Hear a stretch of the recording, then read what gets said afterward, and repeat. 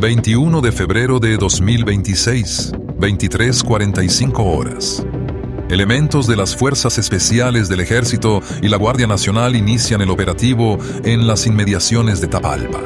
A las 9:00 horas del 22 de febrero, la Sedena confirma que uno de los fallecidos durante el traslado es Nemesio Oseguera Cervantes.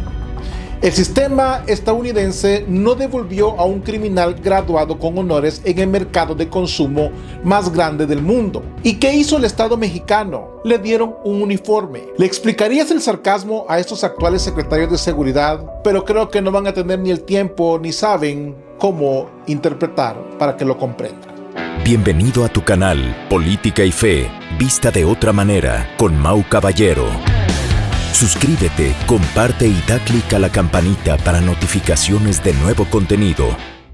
Deja de creer en la estrategia de seguridad nacional mexicana. El 23 de febrero del año 2026. Sí, estamos redactando el epitafio de un hombre que no fue más que el síntoma de una metástasis institucional. Te han mentido sobre la figura de Nemesio Oseguera toda tu vida. No fue un genio del mal, fue el sobreproducto inevitable de una clase política que cambió la soberanía por el silencio y la ideología por el fentanilo. El error número uno que comete la oposición y por supuesto este gobierno de tintes colectivistas que se disfraza de transformación es subestimar la memoria. Nos quieren vender la muerte de El Mencho en Tapalpa como un triunfo heroico del régimen de Sheinbaum, cuando en realidad es el cierre forzado de un contrato que el Estado ya no podía pagar. Los voceros oficiales hablan de paz con tanta seguridad sobre un país que tiene más fosas clandestinas que escuelas de tiempo completo. Tienen ustedes el derecho inalienable de estar equivocados y veo que lo ejercen con una maestría envidiable. Comencemos desde el principio, donde la tierra no era caliente por el sol, sino por la desidia. Hermanos mexicanos, quédense a ver el video. Damos inicio.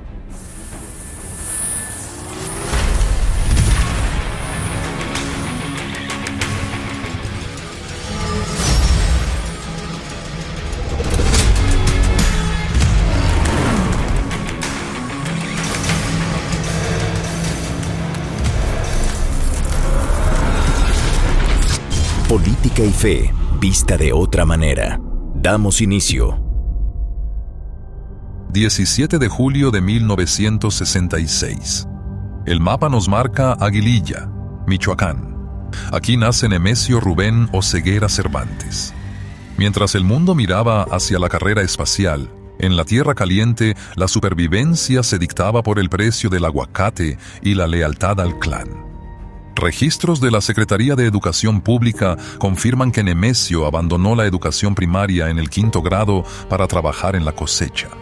Michoacán representaba en ese momento el 85% de la producción nacional de aguacate, pero también el inicio de la diversificación de cultivos ilícitos bajo el control del cártel de los Valencia. Oseguera no creció con libros, creció cuidando los márgenes de una economía subterránea que el Estado decidió ignorar durante décadas. Ahí tienes la raíz. Un niño que abandona la escuela para recoger frutos de una tierra que el Estado jamás quiso civilizar. El comunismo de bolsillo que ha imperado en estas regiones, donde el cacique local se vuelve la única ley. Es el caldo de cultivo perfecto. Mientras los intelectuales de café en la Ciudad de México teorizaban sobre la justicia social, en Michoacán la justicia se medía en calibres. Oseguera no nació criminal, fue moldeado por un vacío de poder que los gobiernos de izquierda romántica y derecha corrupta permitieron. Si un país invierte en educación y en oportunidades, esos niños no se convertirán en delincuentes, o por lo menos en su gran mayoría no lo harán.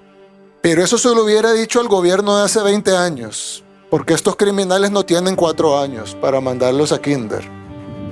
Estos criminales ya se graduaron de matar, de la Universidad del Crimen. Es interesante ver a gente que no permite que la lógica interfiera en sus argumentos al decir que la pobreza es la causa única. No, señores, la causa es la impunidad sistemática. Y para muestra, su viaje al norte. Década de 1980. Oseguera Cervantes emigra ilegalmente a California, Estados Unidos. Registros judiciales de la Corte del Distrito Norte indican múltiples arrestos por posesión de sustancias controladas y distribución de heroína. En 1992 es condenado a 30 meses de prisión en una cárcel federal. Tras cumplir su sentencia, es deportado a México en lo que las agencias de inteligencia denominan el efecto boomerang. Al regresar a su país, el sistema no solo no lo vigila, sino que lo absorbe. Oseguera se integra a la Policía Municipal de Cabo Corrientes y Tomatlán, en Jalisco. El hombre que acababa de salir de una prisión federal estadounidense ahora portaba un arma y una placa pagada por el erario mexicano. El sistema estadounidense no devolvió a un criminal graduado con honores en el mercado de consumo más grande del mundo. ¿Y qué hizo el Estado mexicano? Le dieron un uniforme. ¿Le explicarías el sarcasmo a estos actuales secretarios de seguridad? Pero creo que no van a tener ni el tiempo ni saben cómo interpretar para que lo comprendan. Oseguera aprendió las tácticas de vigilancia y control territorial desde el interior de la nómina municipal. La narrativa oficial nos dice que el crimen es un ente externo que ataca al Estado cuando la realidad es que el Estado es el útero del crimen organizado. Oseguera no estaba escondido, estaba patrullando. 12 de agosto de 2003. La captura de Armando Valencia Cornelio, alias El Maradona, jefe del Cártel del Milenio, genera la primera gran fractura. Pero el verdadero sismo ocurre el 29 de julio de 2010. Ignacio Nacho Coronel, operador clave del Cártel de Sinaloa en Jalisco, es abatido por el ejército en Zapopan. Este evento fragmenta la estructura de control en el occidente del país. Surgen dos grupos en guerra, la Resistencia y el Cártel Jalisco Nueva Generación. Oseguera Cervantes asume el liderazgo militar de este último, respaldado por el brazo financiero de Los Queenies, una estructura empresarial que convirtió al cártel en una corporación transnacional con presencia en los 5 continentes.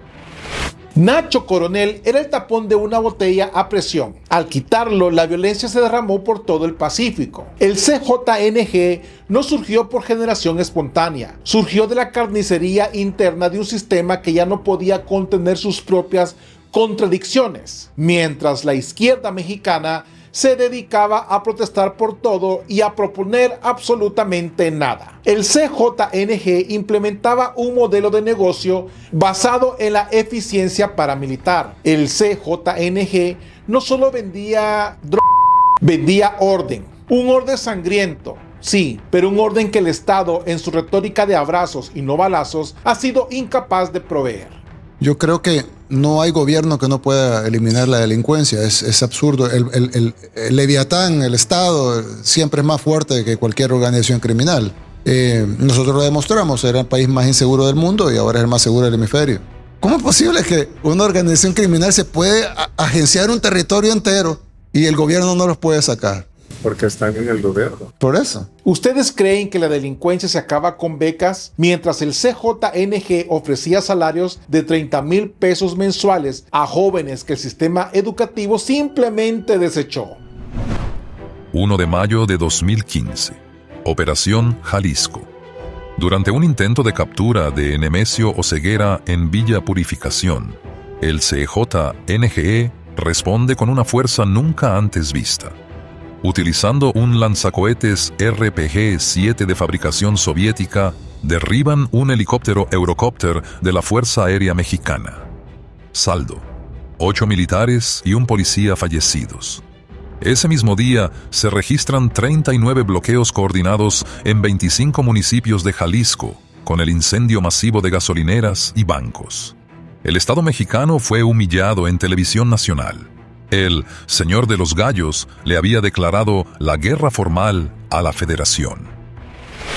Hablan de soberanía después de ver a un helicóptero de millones de dólares convertido en chatarra por sicarios que tenían mejores prestaciones laborales que los soldados. Ese día, Oseguera ganó por nocaut técnico. ¿Y qué hizo el Estado? En lugar de una respuesta total, vimos una retirada estratégica disfrazada de inteligencia bajo la administración de López Obrador. La cifra oficial de homicidios superó los 190,000 casos. El CJNG diversificó sus actividades hacia la extorsión de aguacates y limones, controlando el precio de la canasta básica. Ahí tienen su justicia social, el comunismo de facto aplicado a través del derecho de piso. Entre 2021 y 2024, el poder de Oseguera se topa con un límite biológico. Informes de los Guacamaya Leaks confirman que padecía insuficiencia renal crónica terminal. El capo se vio obligado a construir un hospital privado en la comunidad de El Alcíhuatl, escondido en la sierra, para recibir diálisis constante. Mientras su salud colapsaba, su círculo familiar era desmantelado. Su hija, Jessica Johanna, cumplía sentencia en Estados Unidos y su hijo, el Menchito, enfrentaba la justicia en Washington. El imperio más violento del hemisferio estaba siendo dirigido por un hombre conectado a una máquina, huyendo de los satélites en las zonas más recónditas de Jalisco. El líder máximo terminó sus días viendo cómo su familia era desmantelada por la justicia extranjera, mientras la justicia mexicana dormía el sueño de los comprados. Pero lleguemos al final del tablero. 22 de febrero del 2026. El gobierno mexicano desplegó la bandera de una victoria que huele más a necesidad que a convicción. La muerte de Nemesio Oseguera en Tapalpa no es el resultado de una brillante estrategia de pacificación. Es el sacrificio de un peón que ya no podía sostener su propia sombra ante la presión de Washington. 21 de febrero de 2026, 23:45 horas. Elementos de las Fuerzas Especiales del Ejército y la Guardia Nacional inician el operativo en las inmediaciones de Tapalpa. El personal militar es recibido con ráfagas de ametralladoras calibre 50 y el uso de drones artillados. Tras un enfrentamiento de alta intensidad, 3 heridos son extraídos para recibir atención médica. A las 9:00 horas del 22 de febrero, la Sedena confirma que uno de los fallecidos durante el traslado es Nemesio Oseguera Cervantes. En el sitio se aseguran lanzacohetes antiaéreos y vehículos blindados de última generación. Tapalpa, un pueblo mágico, convertido en zona de guerra. Esa es la herencia de los gobiernos que permitieron que el crimen se infiltrara en el tejido social. Tienen ustedes derecho inalienable de estar equivocados si usted cree que este operativo fue una sorpresa. Lo que vimos fue la última resistencia de una guardia pretoriana que protegía a un hombre que ya estaba muerto en vida. La verdad incómoda es que esta caída ocurre justo cuando Donald Trump regresa a la Casa Blanca exigiendo resultados o intervenciones directas. A la administración de Sheinbaum no le quedó más remedio que entregar la cabeza del señor de los gallos para apaciguar al gigante del norte. El impacto post-Mencho es incierto. El CJNG mantiene el control de los puertos de Manzanillo y Lázaro Cárdenas, puntos de entrada de los precursores químicos de Asia. En 2025, el hallazgo del centro de exterminio en Rancho Izaguirre reveló que el grupo operaba con impunidad técnica a pesar de la presencia masiva de la Guardia Nacional. La infraestructura criminal sigue intacta y los nombres de El Jardinero y los remanentes de Los Queenies ya resuenan como los posibles herederos de una estructura que factura miles de millones de dólares anuales. Rancho Izaguirre es el verdadero monumento a la administración actual, un campo de exterminio a plena luz del día, mientras el discurso oficial hablaba de bienestar. Oseguera ha muerto, sí, pero el menchismo, como ideología del terror, sigue intacto. ¿Qué sigue ahora? ¿Veremos a los lugartenientes desplazarse por el trono? Le explicaría a la presidenta el concepto de vacío de poder, pero no creo que tenga las suficientes neuronas para poder entender que su victoria del pasado domingo es el baño de sangre de mañana. México se prepara para una fragmentación que hará que los años pasados parezcan un juego de niños. Este domingo de ceniza política no podemos evitar mirar hacia lo alto. La Biblia en el libro de Mateo capítulo 26 dice que nos recuerda la verdad que Nemesio Oseguera olvidó en su ascenso. Vuelve tu espada a su lugar, porque todo lo que tomen espada a espada perecerán. El hombre que sembró el terror con lanzacohetes terminó su historia entre el estruendo de la pólvora y el silencio de una insuficiencia orgánica. No hay gloria en el final de un tirano, solo la constatación de que el mal en su última instancia es estéril. La justicia del hombre es lenta y manchada por la conveniencia, pero el juicio de la historia es impecable. México no necesita más capos eliminados para colgarse medallas. Lo que México necesita es una resurrección moral que barra con los gobiernos que permite que el crimen sea una opción de vida. Que este evento no sea motivo de un júbilo vacío, sino de una reflexión profunda sobre el país que hemos permitido construir. Un país donde un niño que recoge aguacates termina siendo el verdugo de su nación, porque el Estado le cerró la puerta de la escuela y le abrió el cuartel criminal. ¿Y tú? ¿Qué piensas de todo esto? ¿Crees que la muerte del Mencho traerá paz o solo una guerra más cruel por la sucesión? Comparte, activa la campanita y te leo en los comentarios. Bendiciones, paz y bien. Dios con ustedes.